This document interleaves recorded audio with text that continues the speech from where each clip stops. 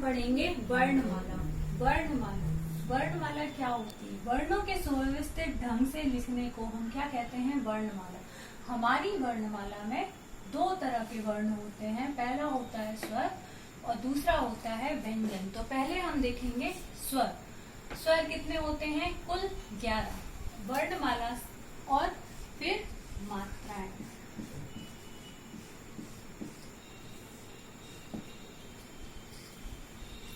तो वर्णमाला क्या होता है?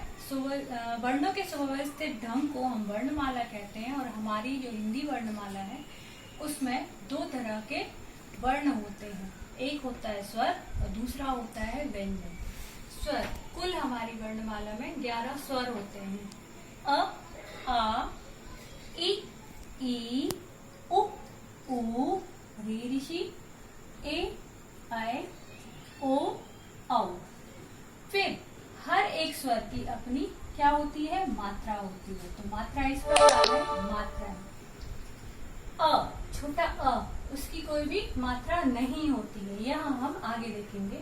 फिर बड़े आ की मात्रा, छोटी ई की मात्रा, बड़ी ई की मात्रा, छोटे ऊ की मात्रा, बड़े ऊ की मात्रा, री ऋषि की मात्रा, ए की मात्रा, ऐ की मात्रा, ओ की मात्रा, औ की मात्रा। फिर हम देखते हैं व्यंजन।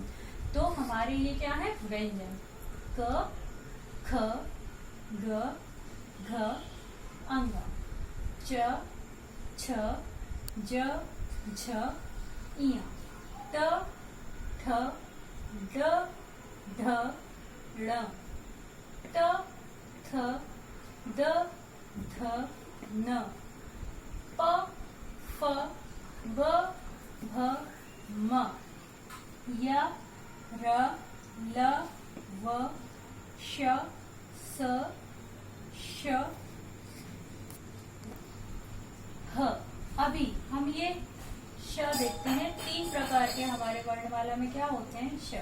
तो पहले ये क्या है? श, श और स। तो ये टोटल कितने हैं? कुल 33 व्यंजन है। फिर उसके बाद ये दो अलग व्यंजन होते हैं।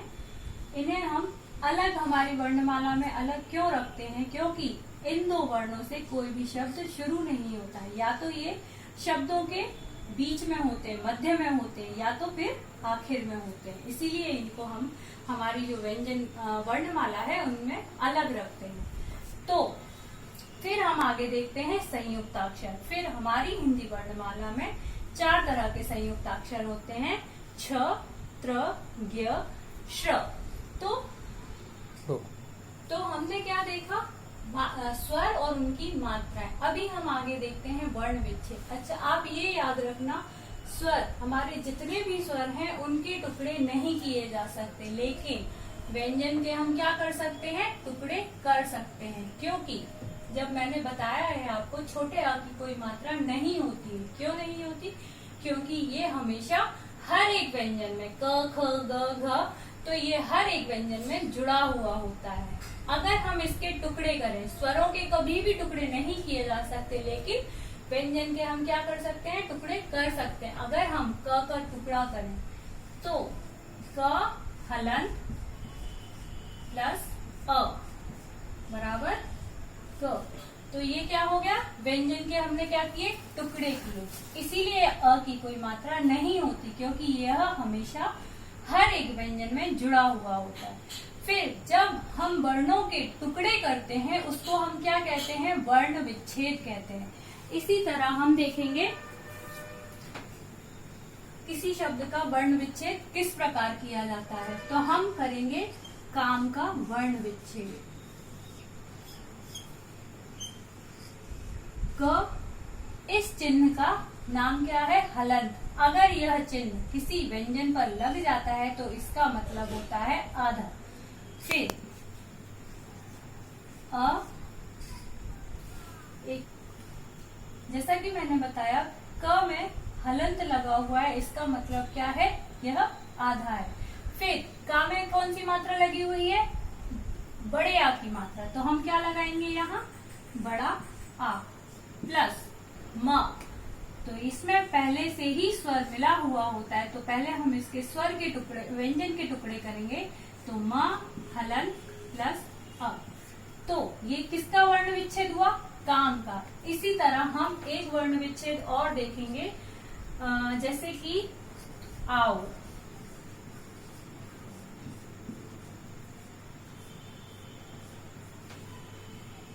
वर्ण विच्छेद कैसे करेंगे? जैसे मैंने बोला आपको कि स्वरों के कभी भी टुकड़े नहीं किए जा सकते, तो इसको हम वर्ण विच्छेद कैसे करेंगे?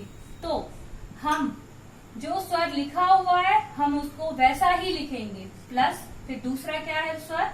आओ। तो इसका कैसे हुआ वर्ण विच्छेद?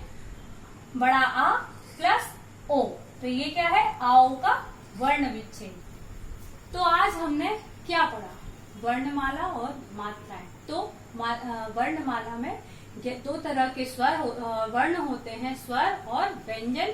फिर हमने उनकी देखी, हर एक स्वर की अपनी मात्राएं होती हैं। फिर हमने देखा स्वरों के कभी टुकड़े नहीं होते हैं। ये आपको हमेशा याद रखना है कि स्वरों के कभी भी टुकड़े नहीं होते हैं। और जब हम व्यंजनों के टुकड़े करते हैं तो उनको हम क्या कहते हैं? वर्ण विच्छेद। ये हमारा है वर्ण विच्छेद। तो हमने वर्ण विच्छेद भी किया। धन्यवाद।